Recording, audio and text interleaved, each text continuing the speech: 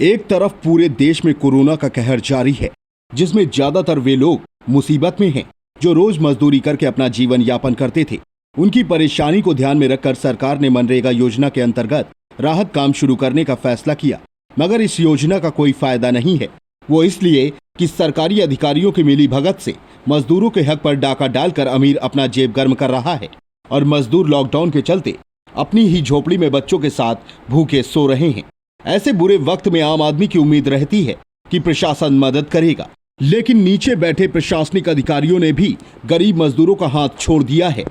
सरदारपुर में मनरेगा योजना के अंतर्गत 36 लाख के तालाब का निर्माण होना है, ताकि गरीब मजदूरों को अपने जीवन निर्वाहन करने में कोई दिक्कत ना हो।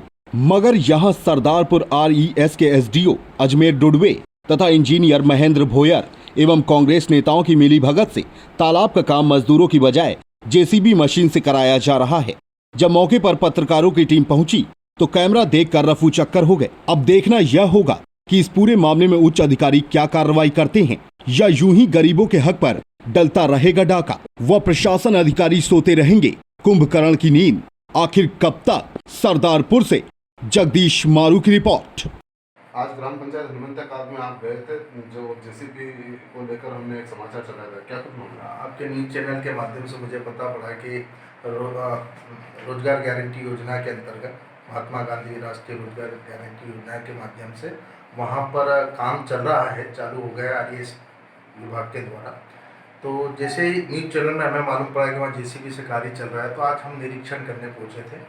मैं और मेरे जनपद के साथी ने सुखराम जी मेरा, जो निर्माण समिति के भी अध्यक्ष हैं, आज हम दोनों गए और वहाँ पर प्रत्यक्ष जाकर देखा तो वास्तव में मशीनों से काम हुआ पाया गया।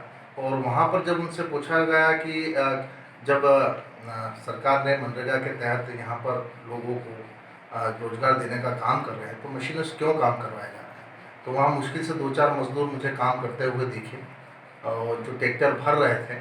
तो मैंने कहा इनके हाथों में गेती है नहीं, इतनी बड़ी पटल खुदी है आपने, तो बोले ये तो ऐसे ही काम चलेगा।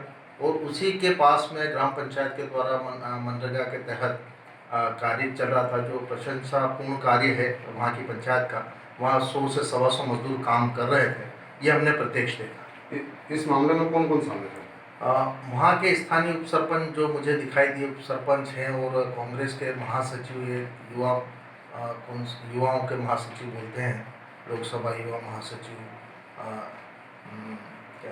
चौधरी जी, वो वहाँ पर उपस्थित थे और वो वहीं पर मेटगिरी करवाते हुए नजर आ रहे थे। तो लगता है कहीं ना कहीं भ्रष्टाचार हो रहा है। हाँ, कहीं ना कहीं शासन की ढील है और जिम्मेदार अधिकारियों का वहाँ पर कोई हस्तक्षेप नज़र नहीं आ रहा है। क्योंकि वहाँ पर जो सब इंजीनियर है, जब मैंने पूछा कि यहाँ सब इंजीनियर कौन है, तो वहाँ महेंद्र भोयर जी का नाम बताया गया।